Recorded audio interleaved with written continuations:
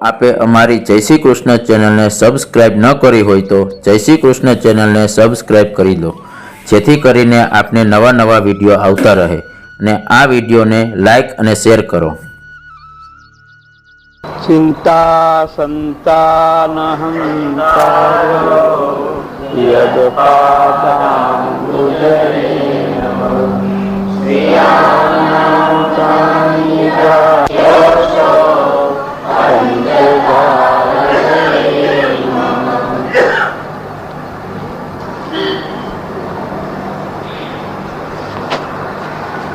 પાઠશાલાના સર્વે બહેનો અને બંધુઓને અભિનંદન.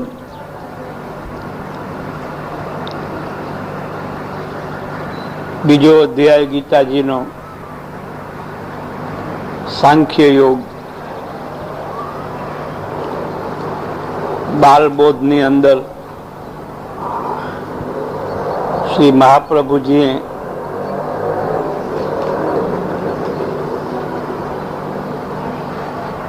સાંખ્ય અને યોગની ચર્ચા કરેલી હતી, કરેલી છે. મતલબ કે એની અંદર સ્વરૂપસ્થો યદા જીવ કૃતાર્થ સ નિગદ્ય, અહંતા મમતા નાશ સર્વથા નિરહંકૃત. એ સાંખ્ય નો દ્રષ્ટિકોણ થોડો બતાવ્યો હતો અને ત્યાગના પ્રકારની ચર્ચા કરતા સાંખ્ય પદ્ધતિનો ત્યાગ ઘરના બધા બંધનો છોડી અને જેમ સંન્યાસીનો ત્યાગ હોય છે એવો ત્યાગ તેમાં બતાવ્યો. અને યોગમાં ત્યાગોપી મનસૈવ, ત્યાં મનથી ત્યાગ કરવાનો છે, ક્રિયાથી ત્યાગ નહીં. એટલે ઘરની અંદર રહીને અને વિરક્તિ સાધવાની વાત. અહીં સાંખ્ય જ્ઞાનમાં આપણને આત્મતત્વનું સ્વરૂપ બતાવ્યું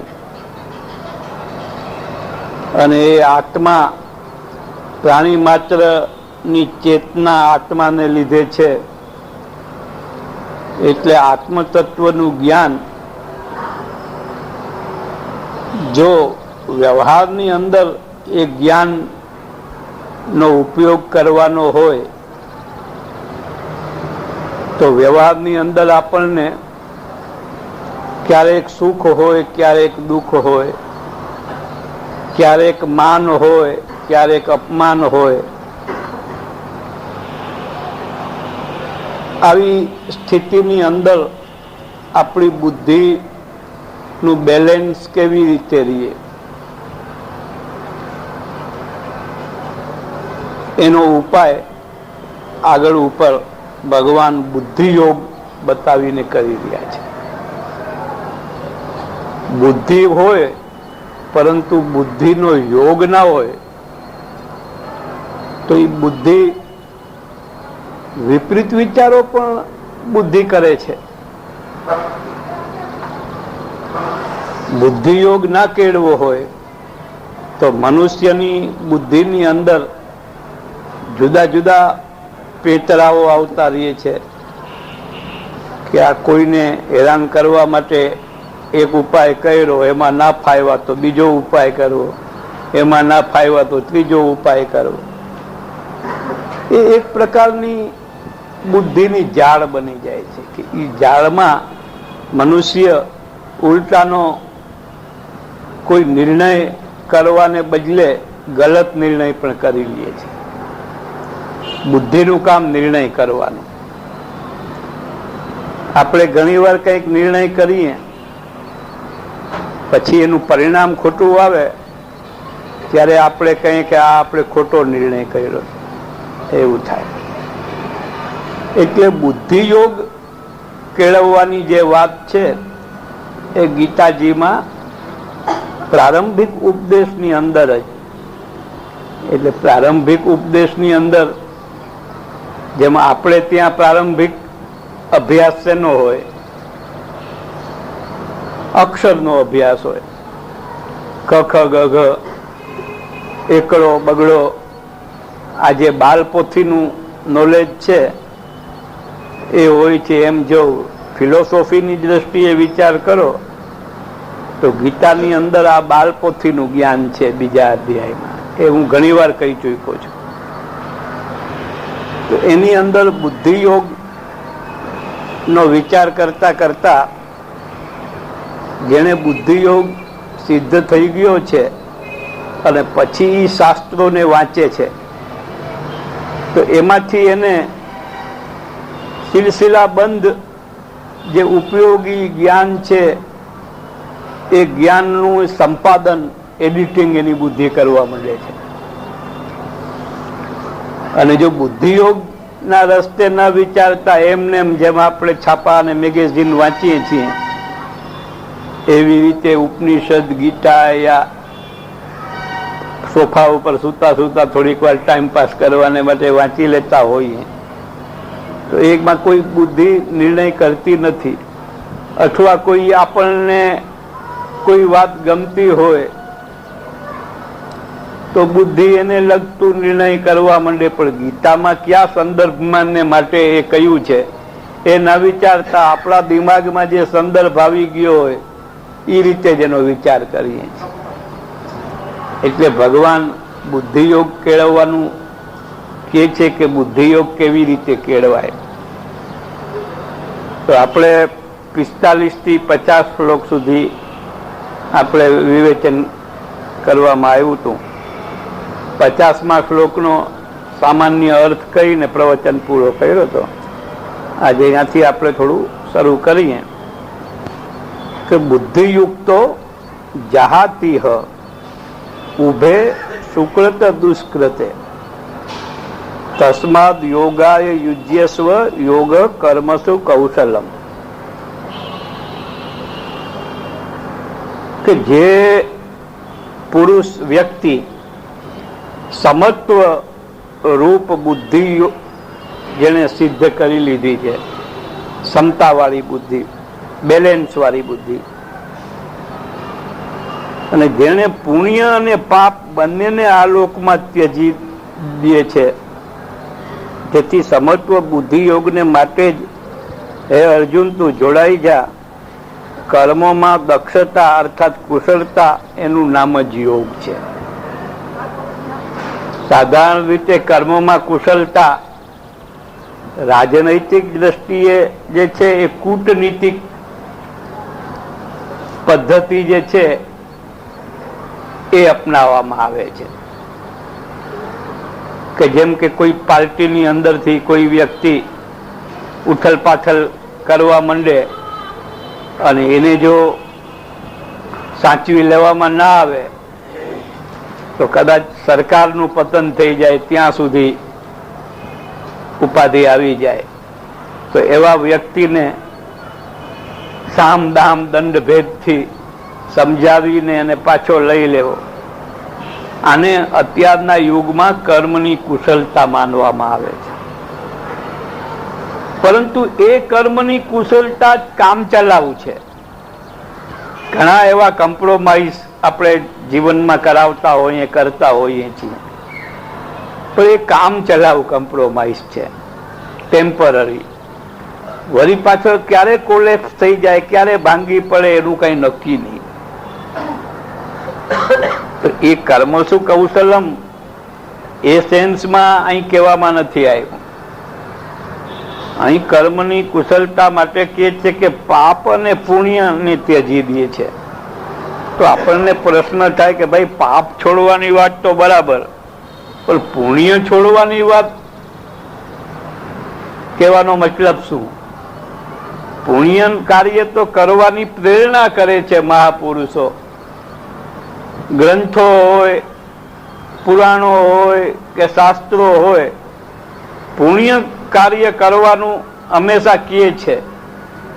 અને અહીંયા સમત્વ રૂપ યોગની સિદ્ધિમાં પાપ પુણ્યને છોડીને ત્યજી દે છે. માટે સમત્વ બુદ્ધિ યોગમાં પાપ પુણ્યને તું પણ છોડીને જોડાઈ જા.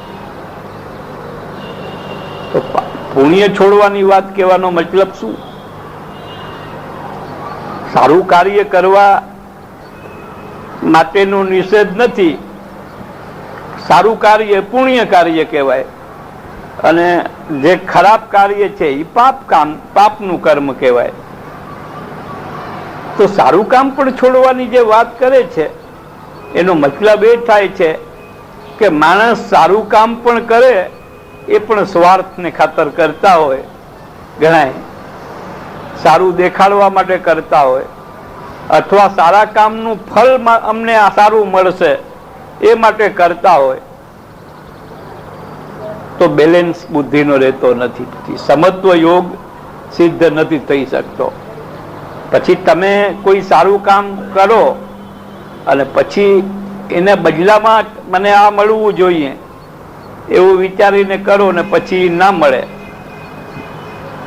તો સારા કામ પ્રત્યે વિરક્તિ થઈ જાય. બીજી વાર પછી એ સારું કામ કરવાનું મન થતું નથી. અરે ખાલી એટલું જ કે તમે કોકનું ભલું કરો, કોકને મજા આવે એવું કરો અને એ ધન્યવાદ ના આપે તમને તો એ તમારો મૂડ ઉતરી જાય કે આ તો આનું એટલું સારું કામ કર્યું, કમસે કમ થેન્ક યુ તો કેવું તું. એ નથી કહેતો તો એ સારું કામ પણ જે છે એમાં થોડોક સ્વાર્થ અંદર આવી ગયો.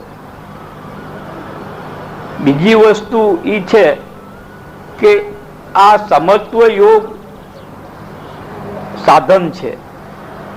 એનાથી જે સિદ્ધિ મેળવવાની છે એ આપણી ચિત્ત વૃત્તિને પરમાત્મામાં કેન્દ્રિત કરવી, જેને મહાપ્રભુજી પ્રભુમાં નિરોધ થવો કહે છે.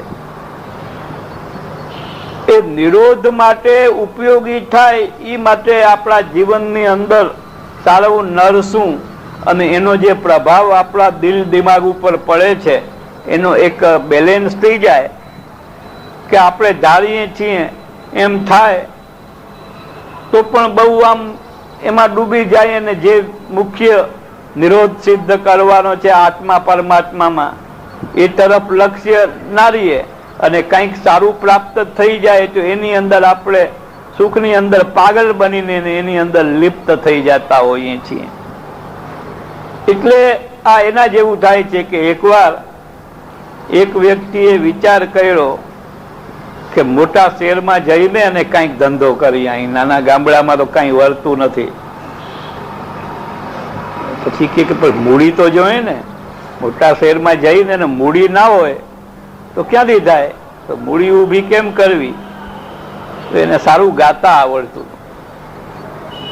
એ કે આ રેલની અંદર મુસાફરોની સામે ગાય અને પછી કોઈ 5 ને કોઈ 5 રૂપિયા ને કોઈ 10 રૂપિયા ને પાછો અવાજ બવાજ સારો અને બધું ગાઈ શકે. ગઝલે ગાઈ લઈએ, ભજને ગાય, મુસલમાનો બેઠા હોય તો કવાલીએ સંભળાવે, જે જેવો બેઠો એવું તૈયારી. ઉદ્દેશ એ હતો કે આમાંથી પૈસા ભેગા થઈ જાય મૂડી, એટલે પછી ત્યાં જઈને આપણે કંઈક કાર્ય કરશું. હવે એ તો એવું કરતા કરતા પૈસા ભેગા થવા માંડ્યા એટલે એમાં જ મન ચોટી ગયું કે હવે વાં જઈને આખર તો કમાવાનું જ છે ને. એટલે પછી જીવા ત્યાં સુધી પછી આજેનું આજીવિકાનું સાધન બની ગયું. એવી રીતે સમત્વ યોગ જે આમાં બતાવ્યો છે કે સારું નરસું નો બેલેન્સ રહીએ ના રહીએ એનો પ્રભાવ આપણા ઉપર પડે, જેને આપણા શબ્દોમાં કહીએ કે મૂડ ઉતરી જાય. તો એ મૂડ ના ઉતરી જાય અને એ બેલેન્સ બરાબર રહીએ તો ધીરે ધીરે આપણું બુદ્ધિ જે છે એ નિર્ણય જે કરે કે આપણે આત્મકેન્દ્રિત થવું ને આત્મકેન્દ્રિત થયા પછી પરમાત્મામાં મન બુદ્ધિ વગેરેને કેન્દ્રિત કરવી છે. તો એની અંદર જો આ પાપનું ફળ, પુણ્યનું ફળ, અહીં પાપ, જેને પાપ એવું કોઈ હત્યા કરે કે કોઈની ચોરી કરી લે કે એ પ્રકારના પાપની આમાં વાત નથી. અહીં પાપ શબ્દનો મતલબ થાય છે કે સ્વાર્થ, પોતાના જ સુખનો વિચાર. એવા સાધારણ માણસની દ્રષ્ટિમાં જે પાપ કહેવાતું હોય એ પાપની વાત છે. અધમ એ આસુરી પ્રકૃતિના લોકો જે દુષ્કૃતિ કરતા હોય એ પાપની આમાં વાત નથી. પણ અહીં પાપનો મતલબ પોતાના સ્વાર્થ ખાતર બીજાનું અહિત કરી દેવું, એવું જીવનમાં સામાન્ય માણસો કરતા રહેતા હોય છે, અને એ કોઈ આમ પાપ તરીકે બહુ લેખાતું એ નથી. જેમ કે આજે 2 નંબરનું ધન ભેગું કરવું, શાસ્ત્રોની અંદર એવા સંગ્રહખોરીને પાપ કહેવામાં આવ્યું છે, પણ આજની વ્યવસ્થાની અંદર એને કોઈ બહુ મોટું પાપની દ્રષ્ટિથી જોવામાં નથી આવતું, જ્યાં સુધી કે વધારે પડતું થઈ ના જાય ત્યાં સુધી. બીજી વસ્તુ એ છે કે ભગવાનની પ્રાપ્તિ થવામાં જેટલું પાપનું ફલ આડું નડે છે એટલું જ પુણ્યનું ફલ પણ આડું નડે છે. પુણ્યના ફલના રૂપમાં સ્વર્ગ અથવા મોક્ષની પ્રાપ્તિ,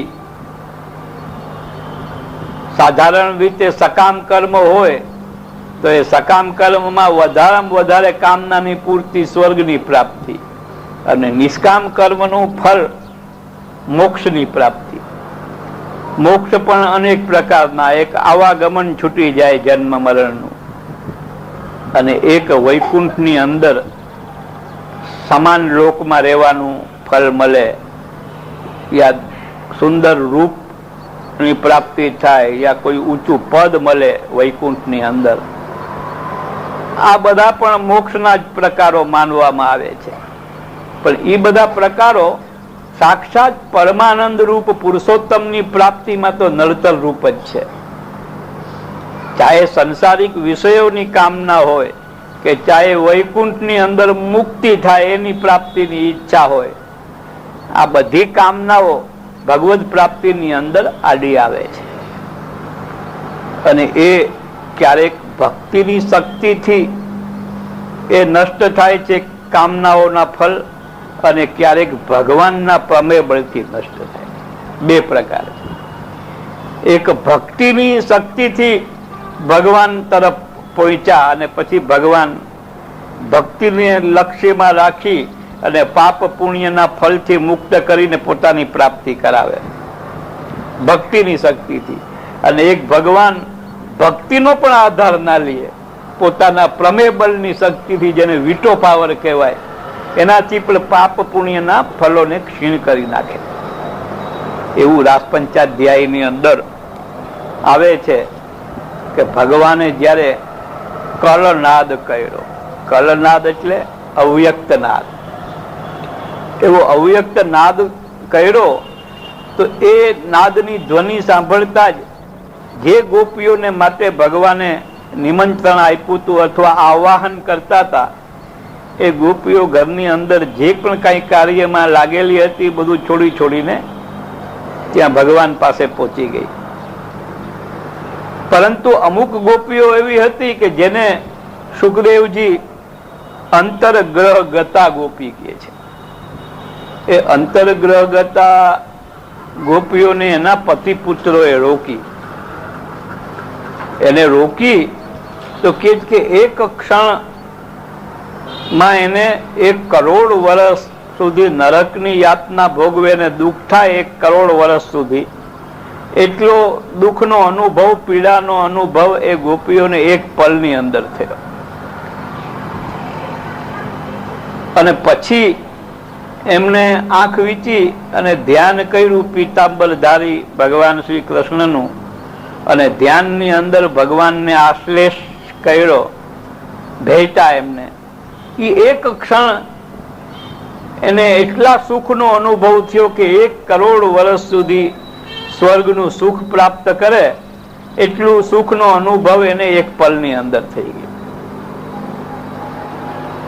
ત્યાં કે છે કે 1 પલ પેલા જે નરક જેવી યાતનાનો અનુભવ થયો 1 પલ પૂરતો, એમાં કોણ જાણે કેટલાય જન્મો સુધી પોતાના સ્વાર્થ માટે બીજાને કષ્ટ આપ્યું હોય, એવું કંઈક કાર્ય કર્યું હોય જેને પાપ કહેવાય.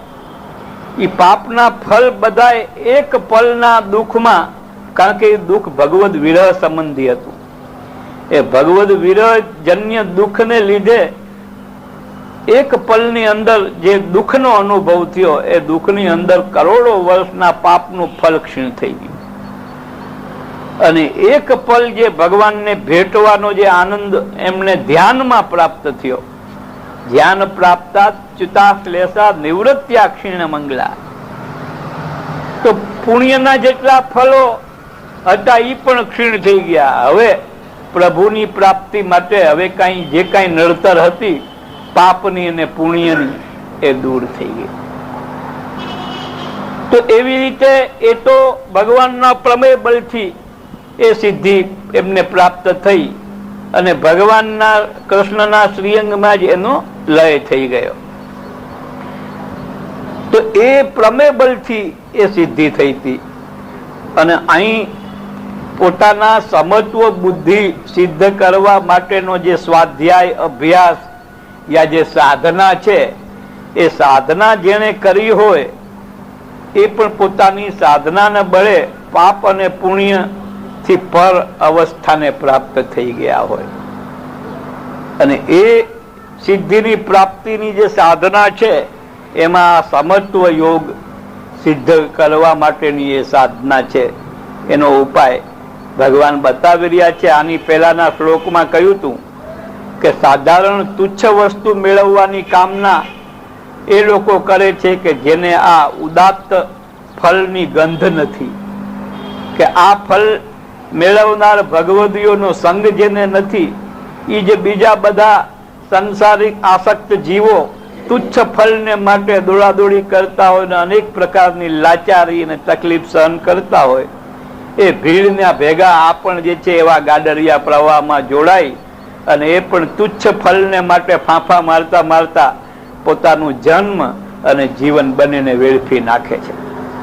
ત્યારે જેને આત્મસંયમ સિદ્ધ કરીને આવી બધી લલચાવનારી દુનિયાવી વસ્તુ તુચ્છ વસ્તુમાંથી પોતાના મનને સંયમિત કરીને અને જે આત્મા પરમાત્મા ના સ્વરૂપ પ્રત્યે આપણી મન બુદ્ધિને લઈ જાય એવી સાધનામાં ધીરે ધીરે જેને સમત્વ બુદ્ધિ સિદ્ધ કરી છે એવા લોકો સમજી જાય છે કે આ જેને એને પછી એવી વસ્તુ મળી જાય છે.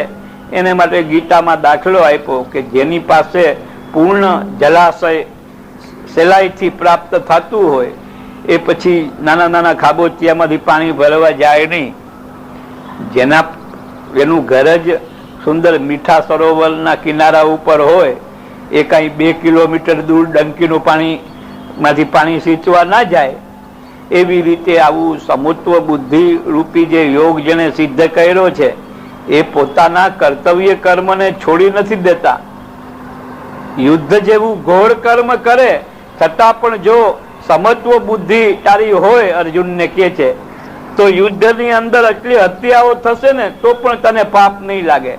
અને આ સમત્વ બુદ્ધિ યોગ સિદ્ધ નહીં કર્યો હોય તો તું તરત જ જોઈશ કે જેને પ્રત્યે તને દ્વેષ હશે એને મારી નાખવાનું મન થશે, અને જેના પ્રત્યે તને રાગ હશે એને બચાવવાનું મન થશે. જેવી રીતે પાર્ટીની અંદર એક પાર્ટીની અંદર સારા અને ખરાબ બધી જાતના માણસો હોય છે. એવું કોઈ કહી ના શકે કે આખી એક પાર્ટી સારા માણસોની જ છે અને બીજી એક પાર્ટી છે એ બધા ખરાબ માણસોની જ છે. એવું કોઈ દી નથી થઈ શકતું દુનિયામાં. આખો સમૂહ એક સરખો હોઈ જ નથી શકતો, આખું સમાજ એક સરખું નથી હોઈ શકતું, ભીડ. પરંતુ રાગ દ્વેષાત્મક બુદ્ધિ શું કરે છે કે મારી પાર્ટીનો હોય એ અણી શુદ્ધ ચોખ્ખો અને સામી પાર્ટીનો સારો હોય તો પણ ખરાબ.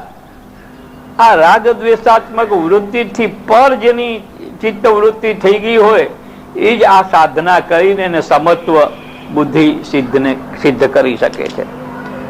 તો યોગ કર્મ શું કૌશલમ. આજે આપણે કર્મની કુશળતા આપણું કામ કાઢી લેવું જેમ તેમ કરીને એને કર્મની કુશળતા ઘણા લોકો માનતા હોય છે. પણ એ કામ કાઢી લીધું હોય આજે, એ જ આપણને અત્યારે એમ લાગે કે આપણે આપણું કામ સિદ્ધ કરી લીધું, અને પછી એ જ જે કામ સિદ્ધ કરી લીધું હોય ને એ જ જિંદગી આખી નડે પાછું. એવું બનતું હોય છે જિંદગીની અંદર. એટલે એ બધી રાજનીતિની અંદર જે કૂટનીતિ ચાલતી હોય એવી જ કૂટનીતિ સમાજમાં, એવી જ કૂટનીતિ કુટુંબમાં અને એવી જ કૂટનીતિ ધાર્મિક ક્ષેત્રોમાં પણ જો ચાલવા લાગે તો સમત્વ બુદ્ધિ યોગ સિદ્ધ થવાને બદલે પરસ્પર વૈમનસ્ય ઉત્પન્ન થાય એવી સ્થિતિ સર્જાઈ જાય. એટલે કર્મની કુશળતા એ છે કે પાપ અને પુણ્ય, એટલે પુણ્યનું ફળ જોતું નથી અને સ્વાર્થ માટે કર્મ નથી. સ્વાર્થ માટે કર્મ એટલે ફળની આકાંક્ષાથી કર્મ કરવું, એ સ્વાર્થ માટે કર્મ કહેવાય.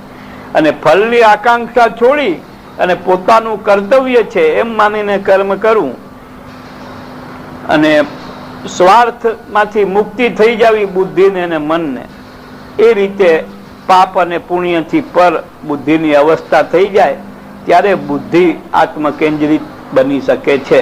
પણ જ્યાં સુધી મારું આમાં ભલું થાય અને ફલાણાનું બુરું કરવું ને આ રીતે મારું ભલું કરવું ને એની જ જાળમાં ત્યાં સુધી બુદ્ધિ અટવાયેલી રહીએ ત્યાં સુધી બુદ્ધિ આત્મા સુધી પહોંચી જ નથી શકતી. કર્મજમ બુદ્ધિયુક્તા હિ ફલમ ત્યક્ત્વા મનીષિણ જન્મ બંધ વિનિર્મુક્તા પદમ ગચ્છન્તિ નામયમ.